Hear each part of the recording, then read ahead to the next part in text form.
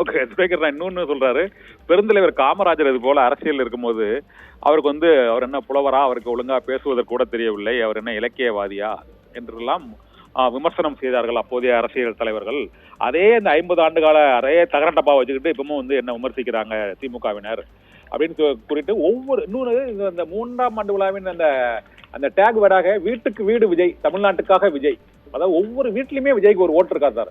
அது அப்படியே பூத்துல போய் விழுந்ததுன்னா அவங்க ஜெயிச்சிருவாங்களாம், எல்லா தொகுதியிலும் ஜெயிச்சு நேரா சென்ட் ஜார்ஜ் கோட்டையில போய் ஆட்சிக்கு வந்துருவாங்க அப்படின்னு அது அவரே சொல்றாரு, விஜயே சொல்றாரு. ஒவ்வொரு வீட்லயும் இருக்கு. ஸ்டாலின் கூட தூங்கிட்டு இருக்கிற தூக்கத்துல டப்புனு எழுப்பி கேட்டீங்கன்னா அவர் கூட நான் விசில் தான் ஓட்டு போடுவேன்னு சொல்லுவாரு அப்படின்னு அவர் விஜய் பேசும்போது சொல்றாரு. அவர் தூங்கிட்டு இருக்கும் போது அவருக்கு சரியா தூக்கம் வர்றதில்ல, தூங்கும்போது டக்குன்னு எழுப்பி யாருக்கு ஓட்டுனா விசில்னு சொல்லிடுவாரு. அந்த அளவுக்கு விசில் சின்னம் தமிழக மக்கள் மனதிலையும் வீட்டிலையும் இடம் பிடிச்சிருக்கு அப்படின்னு சொல்றாரு. அந்த அளவுக்கு அந்த சின்னம் பிரபலம் ஆயிட்டா, இல்லாட்ட வந்திருக்கக்கூடிய அந்த கருத்து கணிப்புகள்லாம் 10% சொல்றாங்க அப்படிங்க, அது உண்மைதான். அப்படி அந்த அளவுக்கு விசில் சின்னம் மக்கள் மனதில் பதிவாயிட்டா கண்ணன், அதுதான் சொல்றேன். தமிழகத்தினுடைய அரசியல் கள யதார்த்தத்தை, தேர்தல் அணுகுமுறை நிலவரங்களை புரியாமல் அப்பாவித்தனமாக திரு விஜய் பேசுகிறார் என்றுதான் நான் கருதுகிறேன். அவரை சுற்றி இருக்கிறவர்களுக்குமே அரசியல் புரிதல் இல்லை.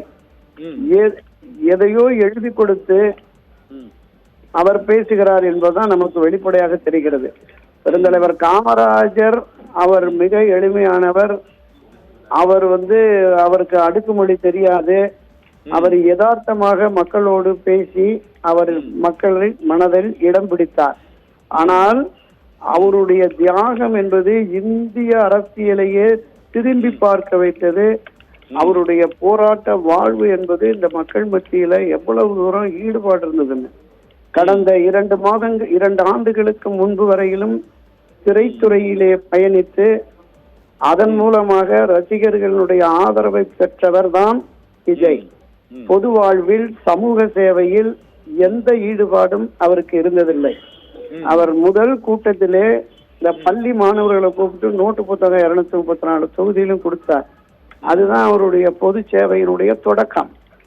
ஆனால் கிராம பகுதியில் உள்ள சாதாரண சாமானிய ஏழை எளிய மக்களிலிருந்து நகர்பகுதிகளில் வாழுகிற மக்கள் வரையிலும் தமிழகத்தின் மூலை முடுக்கெல்லாம் இன்றும் பெருந்தலைவர் காமராஜருடைய பெயர் புகழ் போற்றப்படுகிறது. எனவே ஒப்பீடு என்பது இவர் பேரறிஞர் அண்ணாவோட, புரட்சித்தலைவர் எம்ஜிஆரோட, மரியாதைக்குரிய பெருந்தலைவர் காமராஜரோட இந்த ஒப்பீடு என்பது மிகவும் அபத்தமானது என்பதுதான் என்னோட பார்வை. ஒருபோதும் இவர்கள், நான் பல பதிவுகளில் சொல்லியிருக்கேன் கண்ணன், 234 தொகுதியிலும் தனித்து நின்று இவர் போட்டியிடுவதற்கு வேட்பாளர்களை தேர்வு செய்து மிக மிக மிக சிரமம். அப்படி வேட்பாளராக வருகிறவர்கள் திமுக அணி, அதிமுக அணியில் போட்டியிடுகின்ற அந்த சட்டமன்ற தொகுதி வேட்பாளர்களை தோற்கடிக்கக்கூடிய வல்லமை, வலிமை, பணபலம், ஆள்பலம், சமுதாய செல்வாக்கு நிச்சயமாக இருக்காது. இதை தாண்டி இவர் எம்எல்ஏ வந்தா, இவர் மந்திரியா வந்தா நமக்கு செய்வார் என்ற பார்வை பொதுவெளிகள்ல மக்கள் மத்தியில வருவதற்கான வாய்ப்பு இப்போது இல்லை. அந்த ஊர்ல அவருக்கு என்ன செல்வாக்கு, அந்த பகுதியில் அவருக்கு என்ன செல்வாக்கு என்பதை பொறுத்துதான் வாக்குகள் வரும். எனவே இவர் கனவு தேசத்திலே திரு விஜய் சஞ்சரிக்கிறார் என்பதுதான் என்னுடைய இறுதியான பார்வை, கருத்து. நிறைவா ஒரு கேள்வி சார், துரைக்கண்ணா சார். இப்ப அவருடைய ஜனநாயகன் திரைப்படம் இன்னும் வெளிவரல. இதுக்கு அப்புறம் இந்த சிபிஐ விசாரணைக்கு ஒரு 2 தடவை விசாரணைக்கு போயிட்டு வந்துருக்காரு. ஆனா இந்த மீட்டிங்ல பாஜக பத்தி ஒரு வரி கூட பேசலையே, என்ன சார் காரணம்? பாரதிய ஜனதா கட்சி கண்டனமே தெரிவிக்கல ஒண்ணுமே.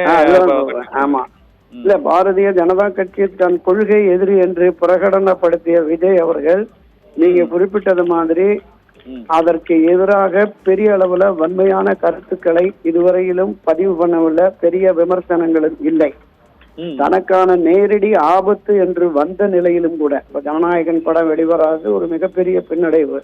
அப்படி தனக்கு ஒரு பாதிப்பு ஏற்பட்ட நிலையிலும் கூட அமைதி காக்கிறார் என்றால் ஏதோ ஒரு சந்தேகம் பொதுவெளிகளில் மக்கள் மத்தியில் பாரதிய ஜனதா கட்சியினுடைய பி டீம் அவர்கள்தான் விஜயை களம் இறக்கி இருக்கிறார்கள் என்கிற பொதுவெளி பார்வை, சந்தேகம் ஊர்ஜிதப்படுத்தப்படுகிறதோ என்கிற மாதிரி இருக்கு. ஏன்னா ஒரு அரசியல் களத்துல தனக்கு எதிரான நிலைப்பாடு வருகிற பொழுது அதற்கு எதிராக சதிராடி போராடி களமாடுகிறவர்கள் தான் வெற்றி பெற முடியும். இந்த எல்லா பக்கத்திலயும் ஒரு சாஃப்ட் கார்னர் இருந்ததுன்னா அது இன்னும் அந்த பாஜகவினுடைய பி டீம் அவங்க தான் இயக்குறாங்க அப்படிங்கிற அந்த சந்தேகம் என்பது சொன்ன மாதிரி அது ஊர்ஜிப்படுத்தப்படும். அதற்கு இவர் எதிர்வினை ஆற்றவில்லை என்றால் இன்னும் பலகீனமாக தான் போவார். ஓகே சார், ஓகே சார், நன்றி சார். எங்களோட வந்து விஜய் தொடர்பான பல நன்றி சகோதரா. கருத்துக்களை பயந்து கொண்டமைக்கு மிக்க நன்றி.